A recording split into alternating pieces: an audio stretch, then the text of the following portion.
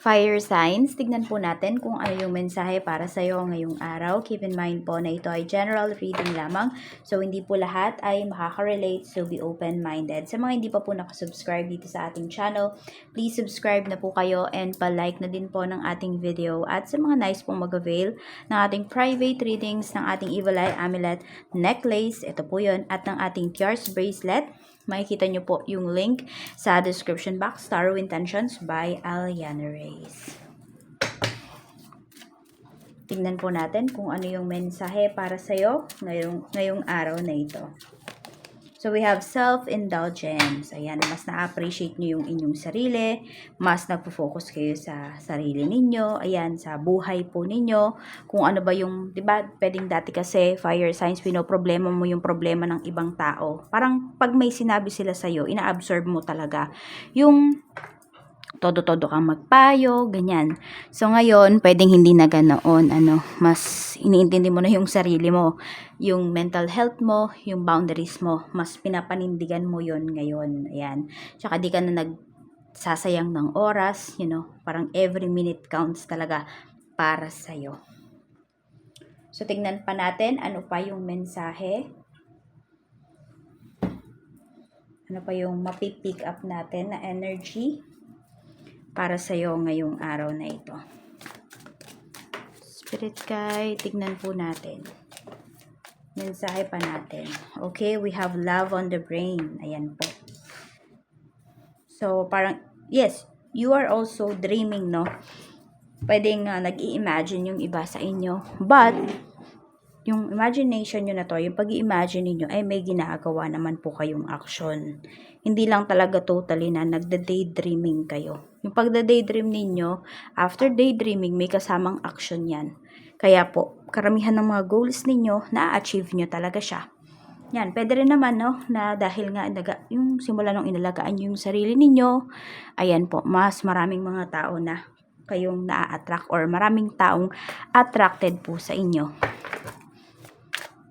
Baka meron dito, napapaginipan ka pa ng taong to. So, kung napapansin ninyo, fire signs nitong mga nakaraan, baka hindi kayo mga nakakatulog. Ayan, it's either inggit yung nararamdaman ng mga taong to, or ina-admire ka nila.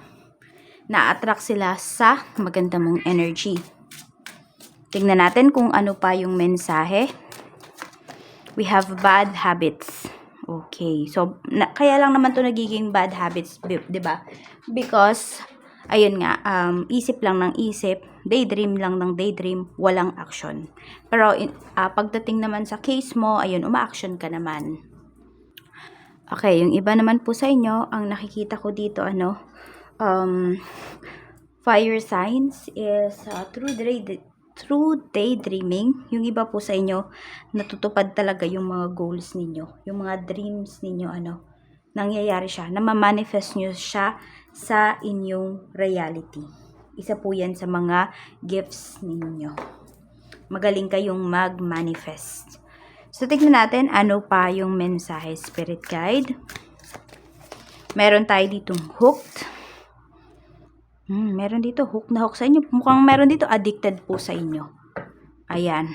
Either nga, yung pagiging addicted sa inyo ng taong to is nakakasama sa inyo or, nakakabuti sa inyo.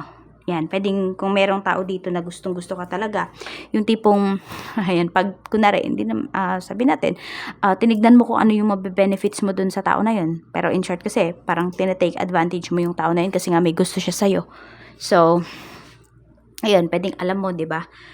Kung ano yung mga pwede mong ma-benefit. So, tinatake advantage mo yung isang bagay, ganun, or yung isang tao. Fire signs. Parang ginagrab mo yung opportunity. Ganun, siguro yun yung mas magandang term, no? Yung ginagrab nyo yung opportunity. Pag nakita nyo na, yun nga, gusto kayo ng isang tao, o yan, or sabihin natin, hindi lang to yung gusto kayo ha, because of romantic feelings. Pwedeng kunwari, gusto kayo talaga na magstay dyan sa trabaho, yung tipong ganun. So, pwedeng gagamitin nyo yun para makakuha pa kayo ng mas malaking salary, di ba? Yung magre-request kayo, yan, na malaking salary, yung mga ganun.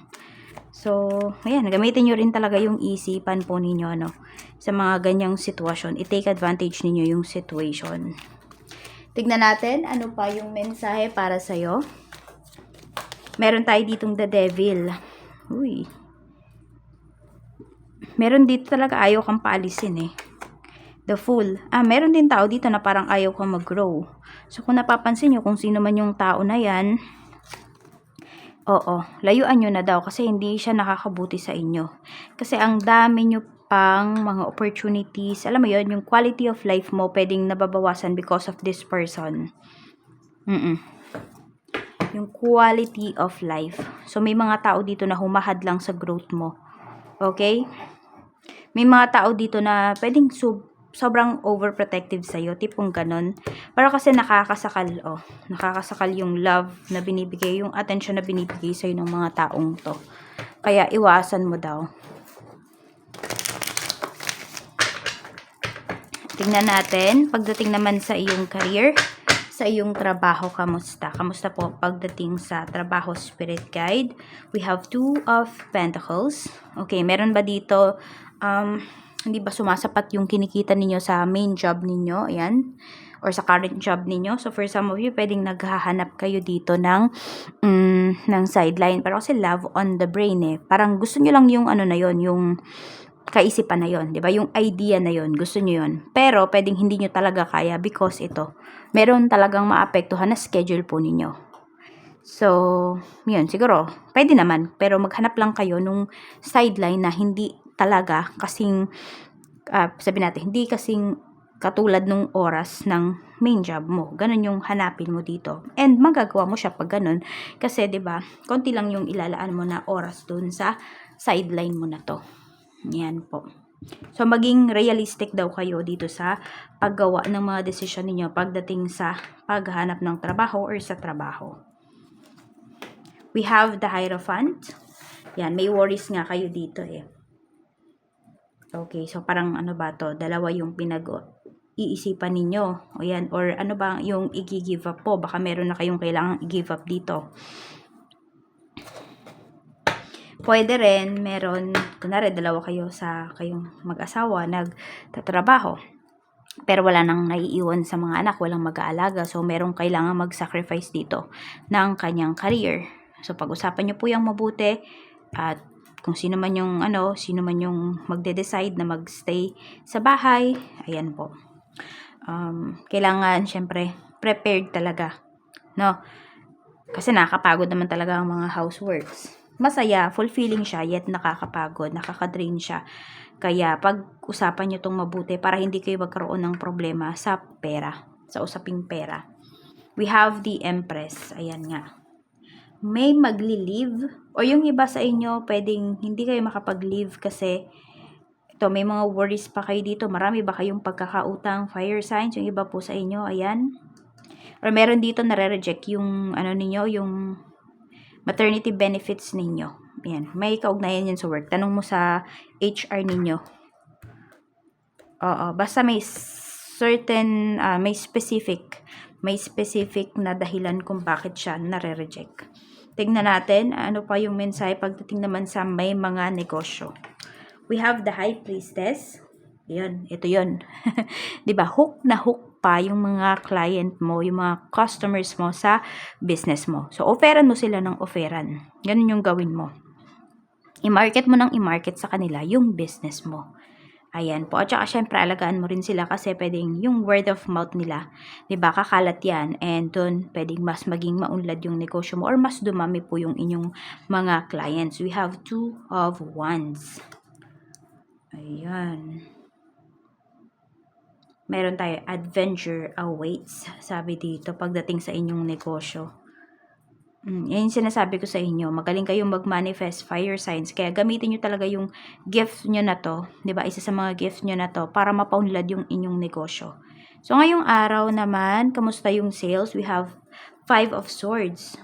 Medyo na-overwhelm kayo dito. Meron ako nakikita na pwedeng may nangungupit dito sa inyo, sa inyong business.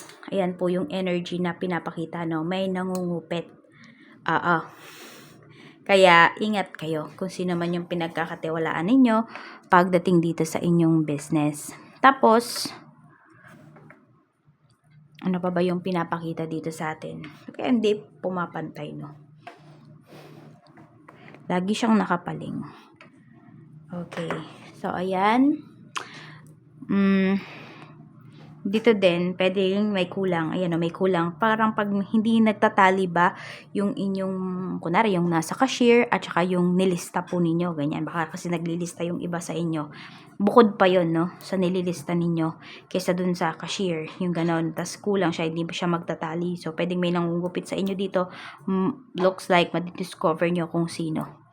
Madidiscover nyo na kung sino yan. Oo. Ayan po. Tignan natin ano pa yung mensahe pagdating naman sa iyong kaperahan. Sa kaperahan, we have the Emperor. Meron tayo ditong Two of Cups. Ayun nga. So, yung sinasabi ko dito kanina, pwedeng mayroon dito na magde-decide po kayo. Sino ba yung hihinto sa pagtatrabaho. Yan. Meron din ako nakikita dito kasi tignan mo, may mga papers tayo dito. So, baka iba po sa inyo, kakakasal nyo lang. So, congratulations po. And meron din pinapakita dito na meron kayong bibili na property.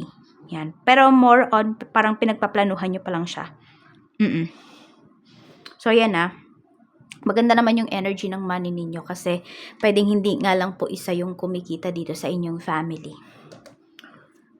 Six of Pentacles. Tapos may it's either galante or meron kayong marireceive na money. Yan. Or tulong ito. One of your family members or family friends. Yan yung nakikita ko. Tignan naman natin sa love life. Kamusta po ang love life? Spirit guide. Kamusta naman po ang love life ni fire signs? Aries, Leo, Sagittarius. We have 7 of Cups. So, sa mga single, ayan daw po, marami daw po kayong choices. We have 7 of Cups here. Maraming pinapakita dito. Sabi, may options daw kayo. Yan. Kaya, di ba, wag nyong, alam mo yun, wag nyong ipagpilitan yung sarili niyo dun sa tao na hindi naman kayo kayang tanggapin, hindi kayo kayang mahalin, ayan, or paulit-ulit po kayong nire-reject. Baka meron kayong nililigawan, ganyan. So, ayun, may choice ka daw dito. Wag mong pahirapan yung sarili mo. Kapipilit doon sa tao na mahalin ka or whatsoever. Tingnan naman natin sa mga inner relationship. Kamusta? We have Queen of Pentacles. So, ang mga inner relationship natin, marami po sa inyo, fire signs, nakakapagtrabaho kayo ng maayos because nandun yung support ng person mo and also meron kayong peace of mind kaya nakatutok ka sa iyong trabaho. Yan. So, wala kayong pagdududa. Feeling of security. Feeling secured kayo dito sa inyong relasyon. Sa mga married naman po, we have Ace of Pentacles. Ayan, may proposal dito yung asawa mo. And pwede rin nga yung iba sa inyo, ayun, maglalabas kayo ng malaking pera ngayon. So, ayan po ang pinapakita para sa mga mag-asawa. Ayan, pwede rin na pag sumisweldo yung asawa mo, bigay talaga sa'yo lahat, no? Ayan. Ino-offer niya talaga sa'yo lahat. Minsan nga parang ikaw na yung tumatanggi kasi hindi siya nagtatabi para sa kanyang sarili. So, ayan lang po ang mensahe para sa inyo. Fire signs, maraming salamat po. Ingat kayo always and more blessings to come.